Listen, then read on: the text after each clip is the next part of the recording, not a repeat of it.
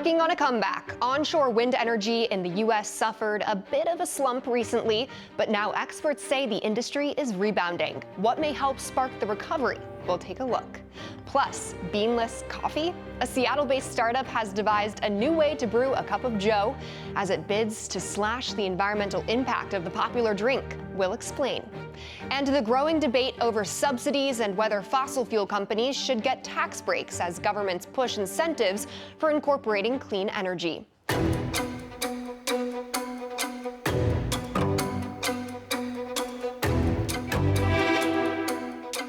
Hello and welcome to EarthxNews, where we focus on sustainability and the environment. I'm Christina Thompson. Let's get into some of the biggest headlines facing our planet. Onshore wind farms in the United States are fighting to get away from the boom and bust cycle. Despite the renewable energy source leading the country in renewable power, onshore wind farms are falling second fiddle to utility-scale solar and battery storage, which are both growing at much faster rates. If you look at 2022, onshore wind farms had the least productive year since 2018. Wind energy manufacturers suffered through this setback with layoffs and financial losses. Many experts are hoping the tax credits under the Inflation Reduction Act will be enough to turn this around. According to several reports, there have been a significant number of wind turbine collapses in the U.S. and Europe in the last 18 months. Manufacturers are pointing to the need to build more powerful turbines as the reason for the issues, citing the need to slow the adoption of new designs. According to GE's CEO Larry Culp, rapid innovation strains manufacturing and the broader supply chain, and it takes time to stabilize production and quality on these new products. Because of the increase in malfunctions, there is now growing concern the insurance rates will swell. But despite this, investments into wind energy continue to grow. Pivoting now to this, scientists ruffling some feathers to create a better and cheaper form of clean energy. That's right, we're talking chicken feathers. Scientists in Singapore say they've discovered a way to turn the agricultural waste product into fibrils that make up a key building block of a hydrogen fuel cell. According to researchers, the keratin found in the feathers can be turned into ultra-fine fibers, which can replace highly toxic forever chemicals commonly found in the semi-permeable membrane of a hydrogen fuel cell. Not only does this new process keep millions of tons of feathers from being incinerated, reducing the carbon footprint, but it also lowers the cost of fuel cell production while ditching the need for damaging forever chemicals. And combating deforestation, that is the goal of one startup in Seattle, Washington. Atomo Coffee is the name of the company, and its new beanless cold brew is the game. Catching the eye of investors looking to slash the environmental impact of making the popular drink, the company uses superfoods and plant-based waste ingredients like date seeds to mimic the molecular structure of coffee to create the ecological cup of joe. Atomo's CEO and co-founder says sustainability issues plaguing the coffee industry helped play a role in developing their product. He said, quote, "Coffee is causing deforestation at a pretty alarming rate, almost up to 10 New York Central parks a day. That's equivalent to 34 kilometers squared of forest. We're talking about a coffee machine that's never stopping, always looking for more land, and that's what we're trying to prevent." His comments come as studies find roughly half the land currently used to grow coffee could be unproductive thanks to climate change by 2050. Atomo says its initial proof of concept, cold brew beanless coffee, caused 93% fewer carbon emissions and used 94% less water than regular coffee. And a California nonprofit is using wild horses as part of its forest protection plan. William Simpson II, founder of the Wild Horse Fire Brigade, says the animals' grazing habits could reduce the size and intensity of wildfires. Simpson explains the horses can help remove some of the fuel that feeds the flames by eating the brush under trees and breaking off low-hanging dry branches that catch fire easily. Simpson's organization also advocates for relocating wild horses to natural areas that need protection, but that effort has received some pushback. The opposition comes from ranchers who say wild horses use up the natural resources on the lands where they raise their livestock. According to media reports, in the U.S., animal grazing would only be a small part of the overall plan for fire management, but with a requested fire prevention budget of $4.3 billion for 2024, a small part could still be significant. A landmark summit brings together the Amazonian nations in Brazil. The 8 countries that share the Amazon rainforest met as part of an effort to protect the world's largest rainforest. During the 2-day event, the nations signed the Bellum Declaration, which created an alliance for fighting forest destruction, with countries left to pursue their individual deforestation goals. However, critics say the pact came up short because it did not secure deforestation commitments or address fossil fuels. A National Geographic photographer is raising awareness about America's water crisis using his camera lens. Pete McBride captured images of dwindling major waterways as a result of climate change and drought over the years. Both the Colorado River and Rio Grande have seen devastating impacts to water supply. The Rio Grande provides drinking water to more than 16 million people in the U.S. and Mexico, while the Colorado River supplies water to 40 million people in the United States. These rivers are vanishing at a dramatic rate due to farming withdrawals, rising temperatures, and drought. McBride hopes his work will encourage more people to cut down on their water use. Investments in solar power are set to overtake oil production and attract over $1 billion a day in 2023. That's according to the International Energy Agency. In fact, global investment in energy is expected to hit about $2.8 trillion in 2023. $1.7 trillion of that is set to go towards clean energy technologies like electric vehicles, renewables, and storage. The reason for this is clean energy is getting cheaper. It's a lasting solution to an energy security problem, and governments are pushing incentives for incorporating clean energy. Meanwhile, President Joe Biden is trying to scrap oil and gas industry subsidies in the budget. That's according to Reuters, though the proposal itself has little chance of actually passing through a split Congress. Some think the move is meant to symbolize the growing debate over whether fossil fuel companies should continue to receive tax breaks. Environmental groups argue the subsidies are slowing the U.S. from making the shift to clean forms of energy, while oil industry companies argue they need the support to continue to provide reliable energy. According to the claims from the IMF, fossil fuels were subsidized by governments to the tune of $7 trillion globally. The IEA's findings say that number is likely closer to $1 trillion. Forbes contends all these numbers could likely be skewed. Let's dig a little deeper into these subsidies, if they are or aren't important, and what the true number might actually be closer to. For help with that, I want to welcome in business and markets analyst Seth Denson. Seth, thank you so much for coming on today. Are subsidies like these important for fossil fuel companies? Well, yeah, they are, but I'll tell you who they're more important for, Christina, is you and me, because we like low gas prices, or at least lower.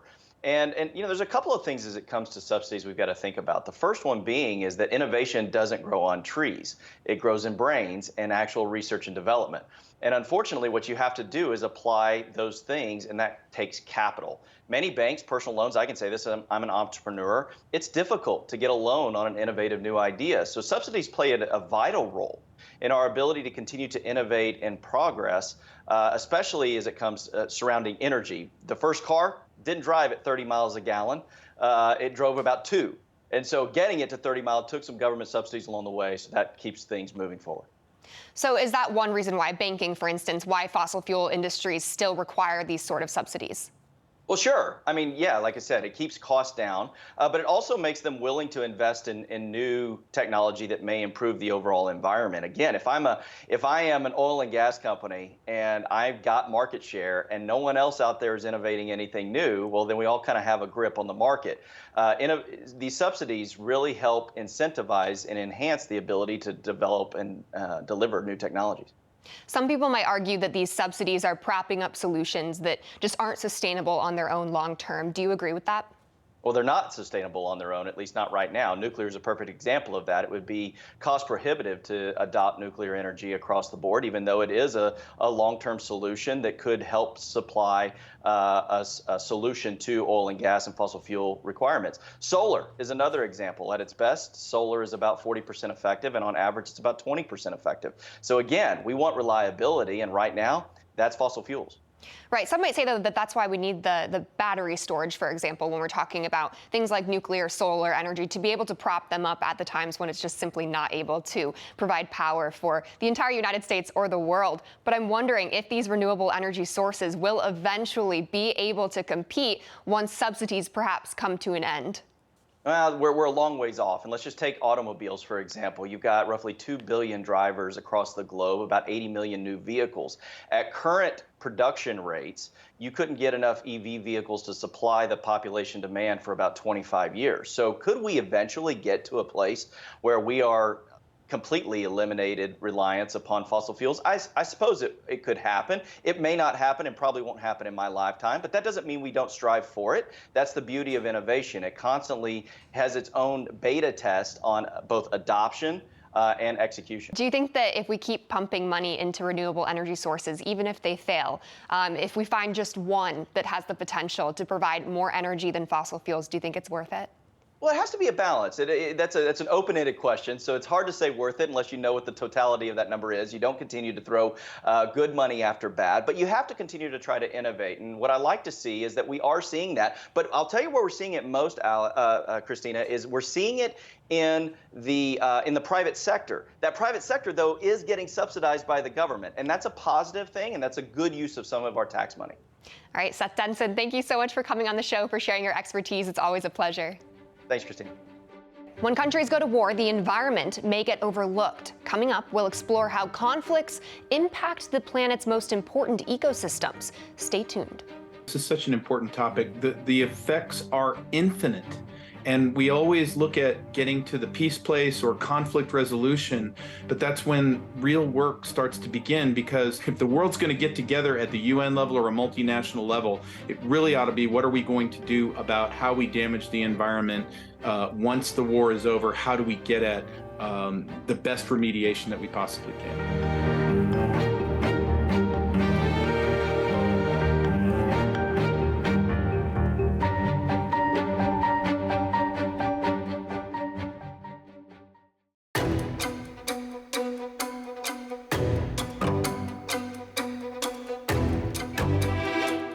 The world is now watching two more extremely significant wars, the war in Ukraine and Israel's war against Hamas.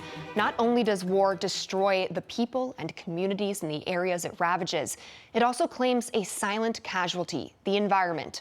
The mass destruction to the earth is often an overlooked consequence of war, but regardless of intention, war can cause deep environmental harm. Soldiers dig trenches, tanks flatten vegetation, bombs scar landscape, and destroy soil for decades or longer. Weapons also spew toxic gases and particles into the air and leak heavy metals into soil and water. Here to help shed a light on this less talked about horror of war is retired Brigadier General Blaine Holt. General Holt, thanks for coming on the show. We appreciate it. I wanted to ask you, what are the impacts of war on nature and the environment? You know, Christina, this is such an important topic. The effects are infinite. And we always look at getting to the peace place or conflict resolution, but that's when real work starts to begin, because there are so many people that have died from the environmental effects after the war is long gone and done. And it can be things that are so glaring and obvious, like chemicals that have been burst into the ground, or it could be depleted uranium shells that have created a radioactivity problem. But there's other effects that don't so easily get measured. If you remember the fall of the Soviet Union, half the wild boar population was gone because there was no economy, nobody could feed themselves, and they went out and just started exterminating every single wild boar that they had. If you go to Africa, we see 90% of the herbivores that are in the midsection of Africa depleted simply because the war factions either kill their environment or they kill them for food. It just goes on and on for trenches. And so if the world's going to get together at the UN level or a multinational level, it really ought to be, what are we going to do about how we damage the environment once the war is over? How do we get at the best remediation that we possibly can? That's such a good point that you make, is because we often think about, while the wars are happening, so many innocent lives are being lost, they're being taken, and it's so terrible. But we don't often think about the after effects and the fact that the environment being damaged will also claim more lives. I mean, we haven't had a war on our own soil in many of our lifetimes. But we think about 9/11, and we know that the people who lived in New York City during that are still dying because of the effects and the leftover lasting impact that 9/11 had here in the water, in the air, all the people who fought back against it that day through the rubble. So let's expand on that and talk about the wildlife, the soil, the water and species in the area, especially after bombs are dropped. What happens to them? Right. So let's look at Ukraine because it's very topical right now. If you look at the damage from the reopening of some of the radioactive grounds in Chernobyl, the potential for Zaporizhzhia to get hit, and then you look at cluster bombs, depleted uranium shells, millions of landmines. What Ukraine will be dealing with afterwards is a lack of food. They'll be dealing with water that's undrinkable. They'll be dealing with stillborn death rates as a result of that, cancer rates that are soaring out of control. It will go on and on and on. So if you were to measure the start of the Ukraine war as 2022 to when it really, really ends, when you've got a stabilized environment again, you would see that war would last years and years. Who's there then? Who's there to clean up the destruction after the war, quote unquote, ends when a peace deal is signed? Is it the locals, other countries? Does the military take over? Yeah, oftentimes it's the countries and the municipalities themselves that are left holding the bag. But quite honestly, this isn't a politically attractive subject for anyone after the war is over. So you don't see the UN standing up and saying, how are we all going to contribute to a global fund for war cleanup? So to your point, there is no centralized place. It's not in our psyche as a process that, oh my gosh, we've been to war, it was horrific, but we've got work to do now. And maybe if we actually centered on doing that work, there'd be more of a deterrent to having future wars. Obviously, we do want to be very clear that human life lost is the greatest tragedy of war. In no means are we trying to diminish that pain and suffering of those who are truly enduring the horrors of war currently. But do you think the effects on the environment are often ignored? I mean, the Earth and everyone on it, as we've been saying, will suffer for years to come as a result of these conflicts that are even thousands and thousands of miles away from home.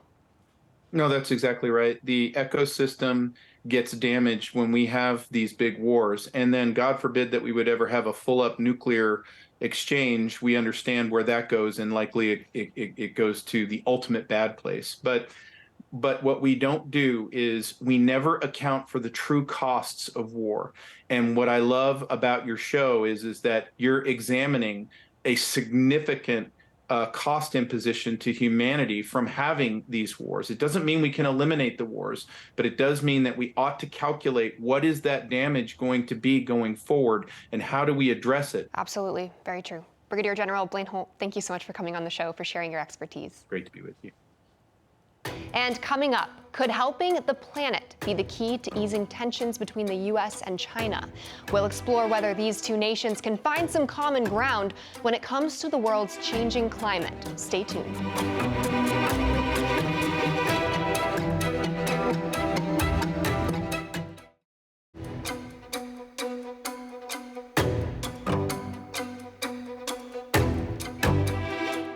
Welcome back to EarthX News. As tensions grow between China and the United States, there might be one area of common ground that promises to bring these two countries together. It's the environment.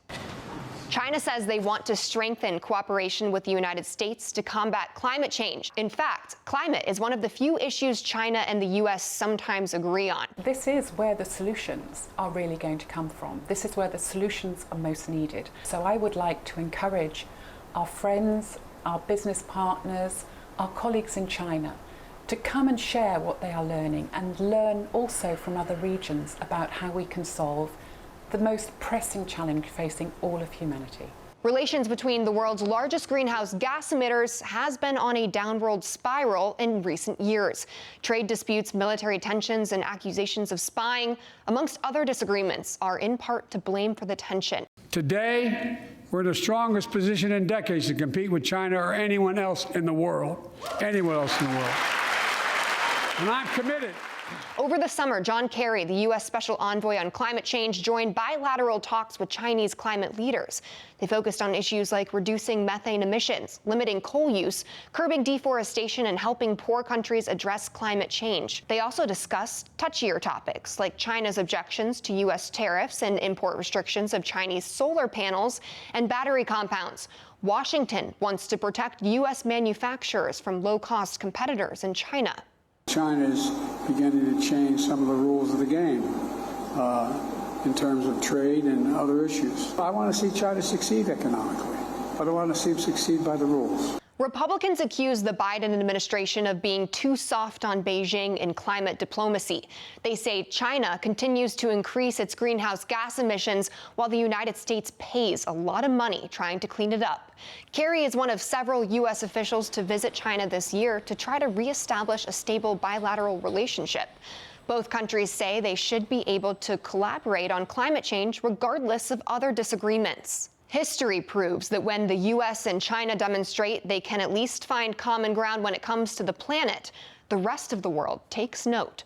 Take, for example, the Paris Climate Accord in 2015, when governments agreed to limit the industrial-era rise in global temperatures. The passing of the Inflation Reduction Act counters China's dominance in the clean energy sector, reviving U.S. manufacturing. While China has added more renewable energy than the rest of the world combined, it also just pivoted back to coal, issuing its highest number of new permits for coal plants since 2015. But both Chinese and U.S. leaders want to see their nation's green tech leaders lead the world market, not least as a means of generating profit from this costly socioeconomic transition. While some fears may now be soothed, one fact remains. The U.S.-China relationship is precarious at best, and relying on continued cooperation between the two countries to solve global climate problems is dangerous. And before we leave you, take a look at this video. It's a rare species of octopus. It was recently spotted in the North Pacific Ocean. It is from NOAA's Ocean Exploration Trust and posted by NPR. Deep sea explorers revealing an intriguing encounter with the Dumbo octopus. The invertebrate is named after the flying elephant for its large, floppy, ear-like fins on the side of its head. The species is known to live over a mile below the ocean's surface, and it's rarely ever seen. All right, that's it for this edition of EarthX News. Please join us again next week. I'm Christina Thompson.